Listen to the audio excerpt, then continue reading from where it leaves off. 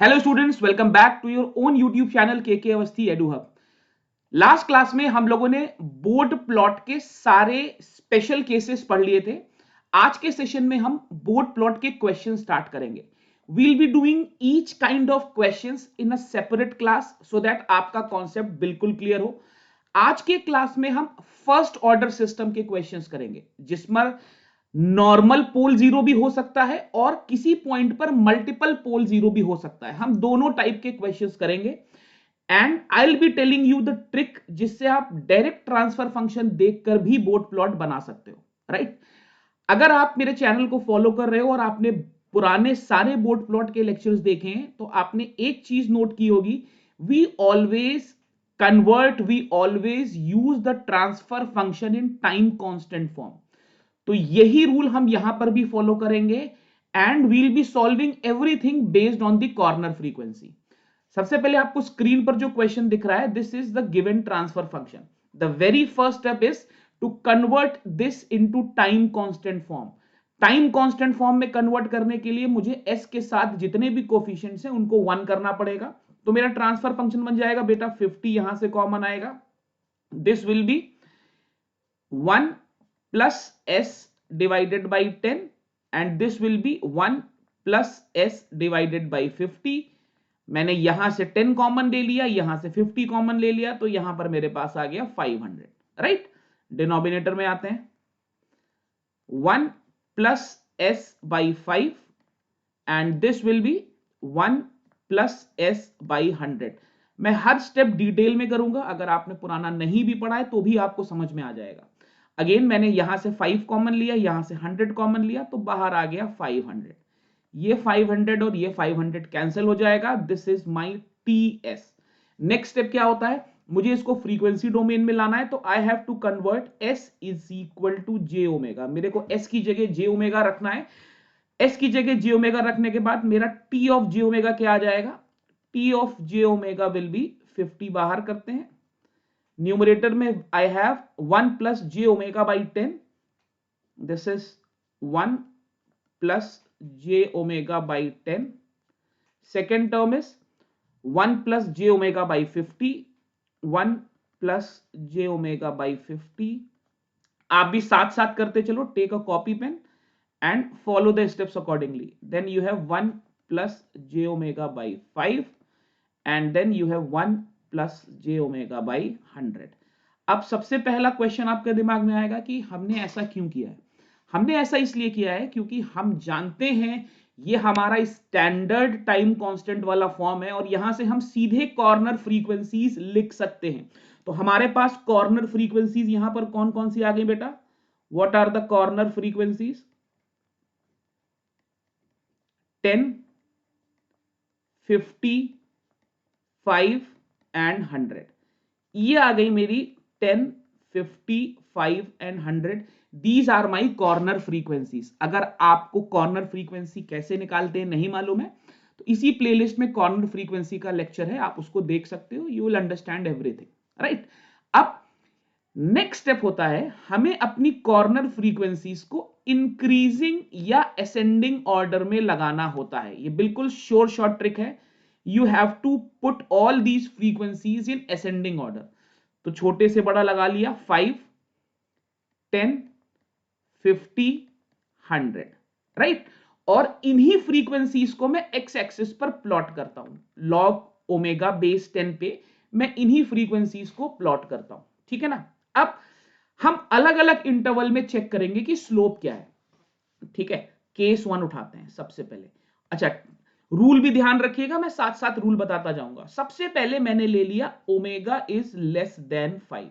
अब बेटा ध्यान से समझना, जब ओमेगा किसी कॉर्नर फ्रीक्वेंसी से लेस होगा तो उस कॉर्नर फ्रीक्वेंसी और उसके ऊपर सभी टर्म्स में हम जे ओमेगा नेग्लेक्ट कर देंगे। ध्यान से सुनना, यही इंपॉर्टेंट स्टेप है। जब मैं किसी इंटरवल से नीचे हूं, जैसे यहां पे मैं ओमेगा को 5 से कम ले रहा हूं, इसका मतलब मुझे 5 और उसके ऊपर के जितने भी टर्म्स हैं उसमें से जे ओमेगा सीधे नेग्लेक्ट कर देना है। ये मेरा ट्रांसफर फंक्शन है, ठीक? अब सबसे पहले तो मैं 5 को बाहर लिख दूं, मैं मैग्नीट्यूड निकाल रहा हूं, right, I am finding out the magnitude. तो मैग्नीट्यूड कितना आ जाएगा, 50 को बाहर करो, ऐसे ही है।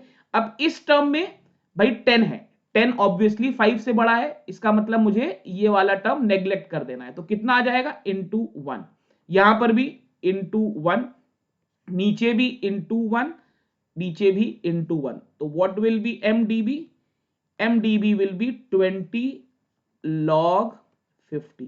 क्या ये स्टेप समझ में आया? फिर से रिपीट कर रहा हूं, मैं जिस फ्रीक्वेंसी के नीचे हूं उस फ्रीक्वेंसी और उससे ऊपर की सभी फ्रीक्वेंसीज में मुझे जे ओमेगा नेग्लेक्ट करना है और मुझे सारे इंटरवल्स में चलना है। भाई मेरे पास जो रेंज है वो ये है ना, 5, 10, 50, 100, तो मुझे सारी रेंज कवर करनी है, कोई भी रेंज छूटनी नहीं चाहिए। तो सबसे पहले मैं 5 के लेफ्ट से चालू करता हूं।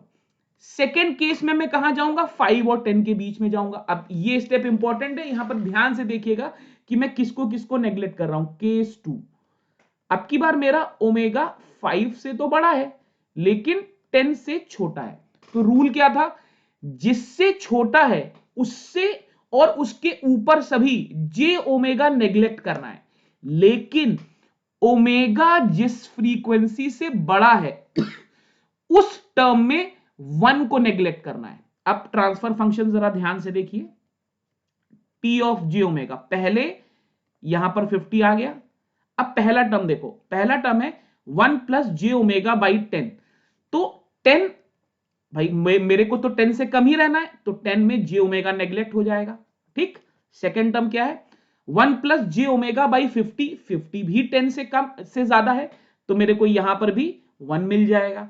फिर मैं आता हूं नेक्स्ट टर्म पे, नेक्स्ट टर्म है 1 प्लस जे ओमेगा बाई 5। अब देखिए 1 plus J omega by 5, omega मेरा 5 से बड़ा है, इसका मतलब इस टर्म में मैं 1 को नेग्लेक्ट करूंगा और जे ओमेगा 5 को लूंगा। तो यहां पे लिखूंगा जे ओमेगा बाई 5, ध्यान से देखेंगे। उसके बाद में आया 1 plus J omega by 100, 100 obviously 10 से बड़ा है, भाई मैं तो यहां पर चल रहा हूं ना, 10 से बड़ा है तो इसको भी मैंने नेग्लेक्ट कर दिया। Is that very very clear? I guess बात समझ में आ रही है, ठीक है ना। ये कितना आ जाएगा, 250 by J omega, not T J omega, this is your magnitude, this is your magnitude, ठीक है ना।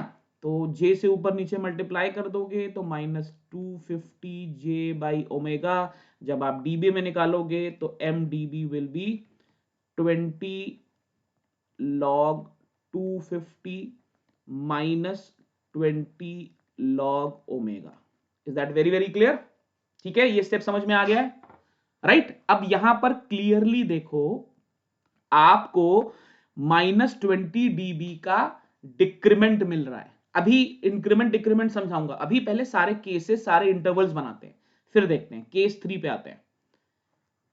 केस 3 में अब मेरे को ओमेगा कहां लेना पड़ेगा, भाई मैं यहां पर चेक कर चुका हूं, यहां पे चेक कर चुका हूं। अब 10 और 50 के बीच में omega is greater then 10 and less then 50।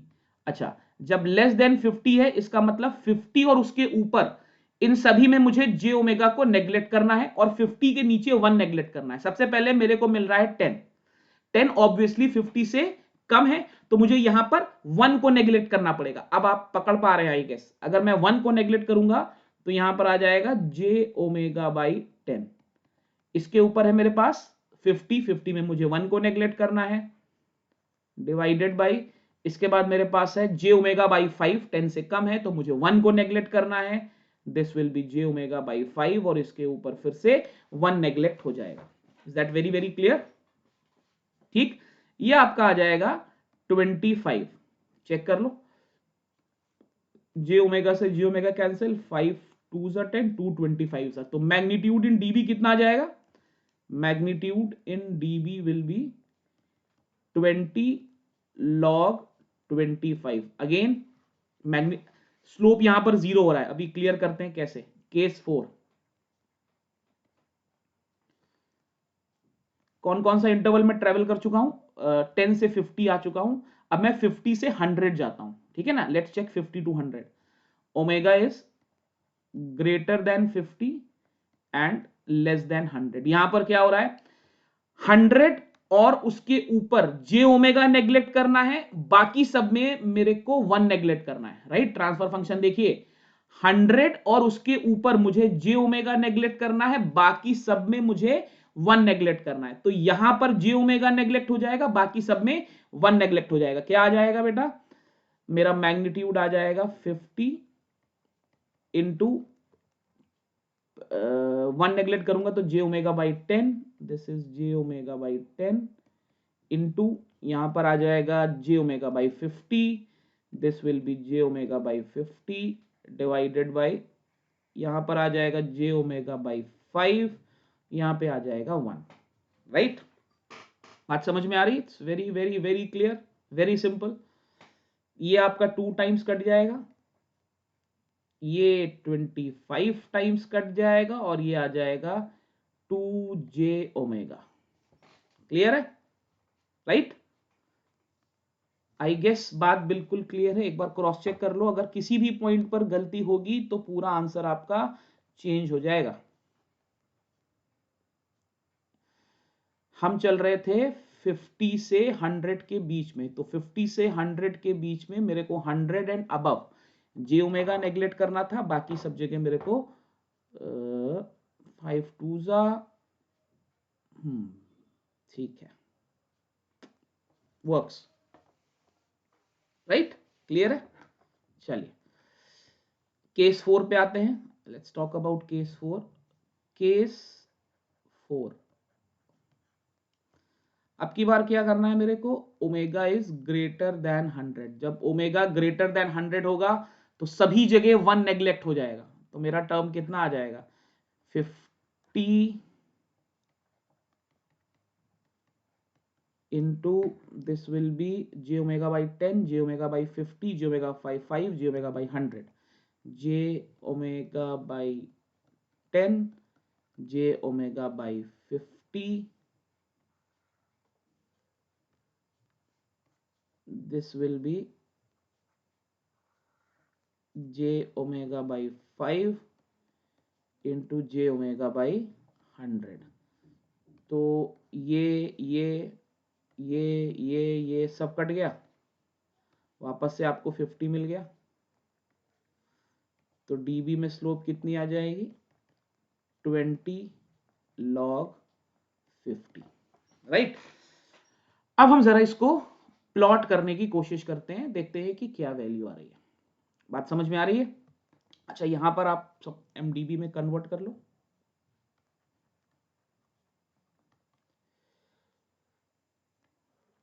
Twenty log 2 plus 20 log omega, ठीक है,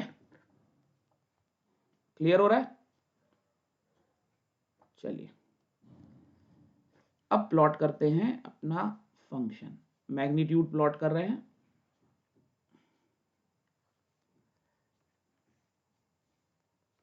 ध्यान से देखिएगा, इट्स वेरी इजी।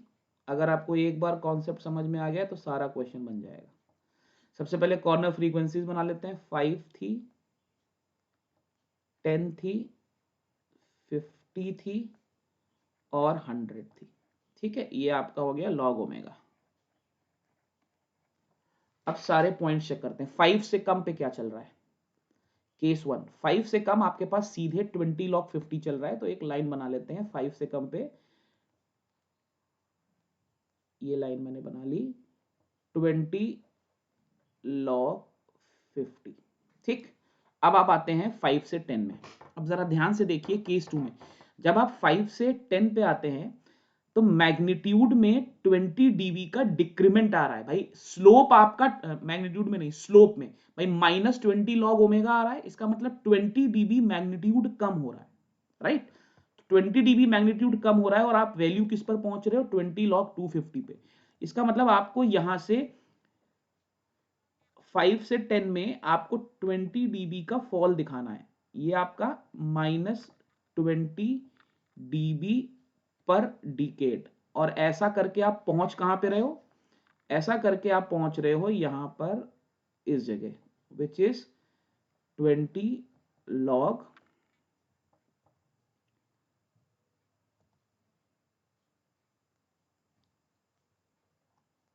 250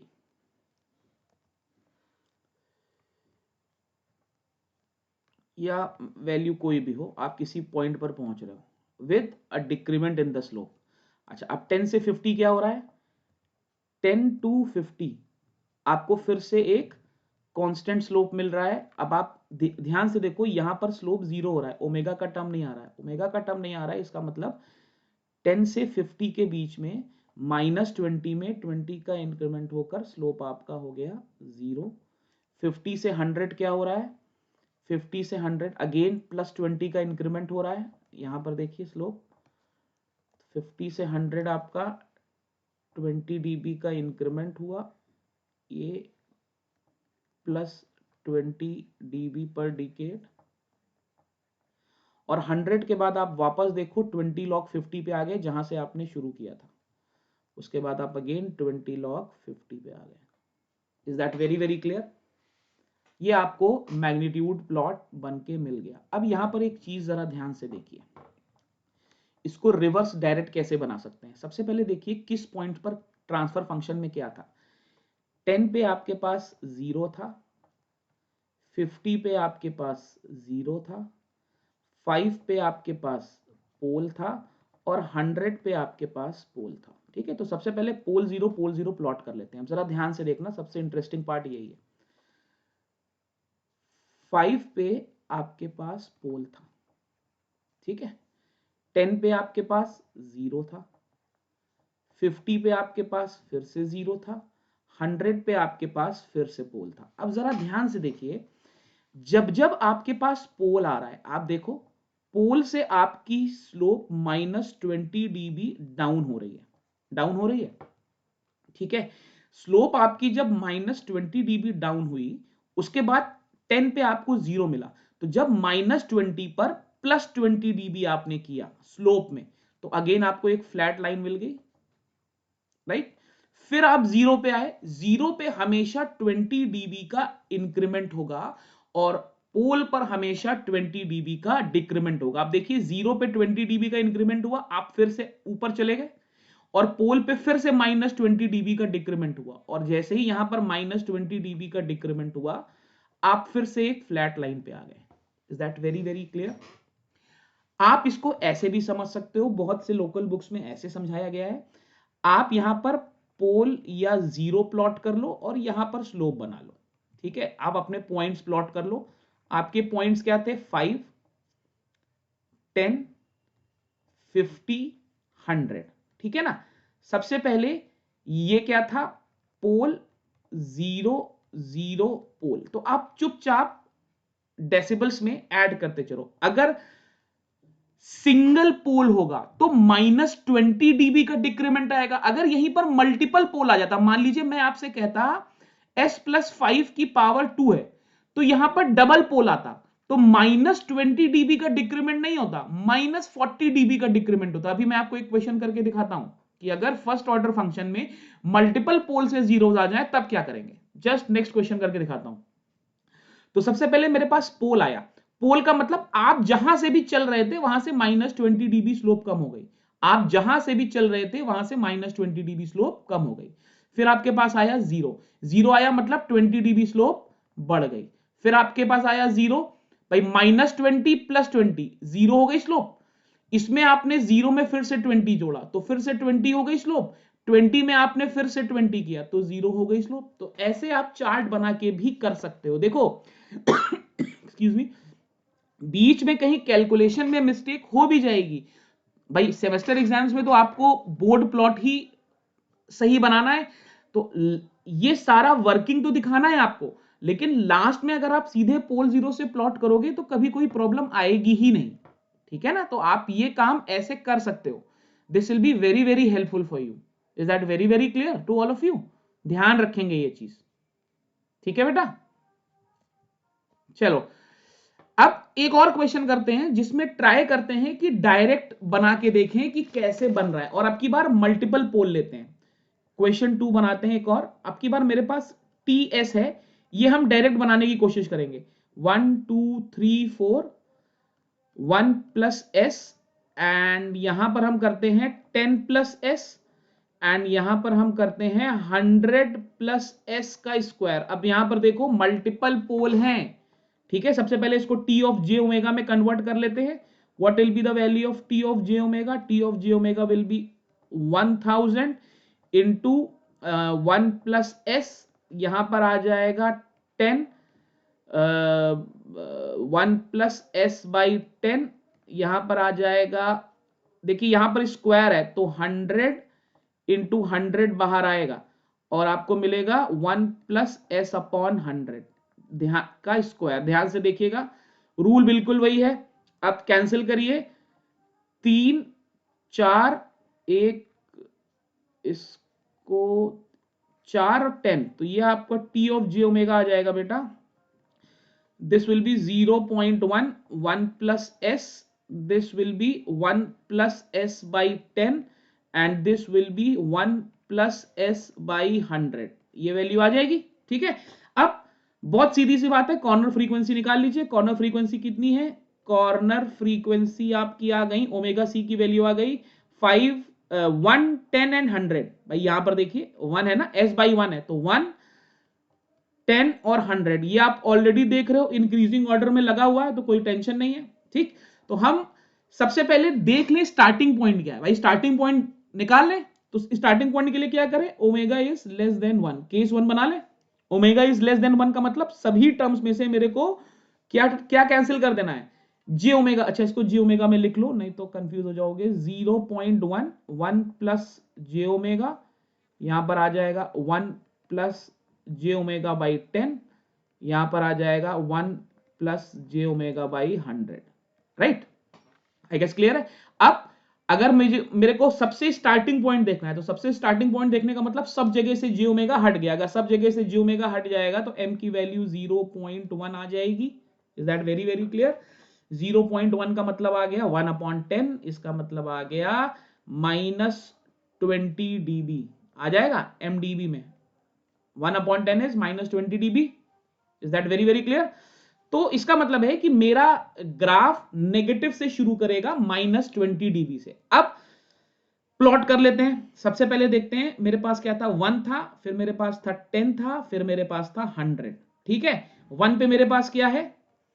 पोजीशंस भी चेक कर लेते हैं और नए वाले मेथड से ट्राई करते हैं डायरेक्ट बनाना। 1 पे मेरे पास है 0, 1 पे मेरे पास है 0, 10 पे मेरे पास है पोल, 100 पे मेरे पास है मल्टीपल ऑर्डर का पोल, ठीक है।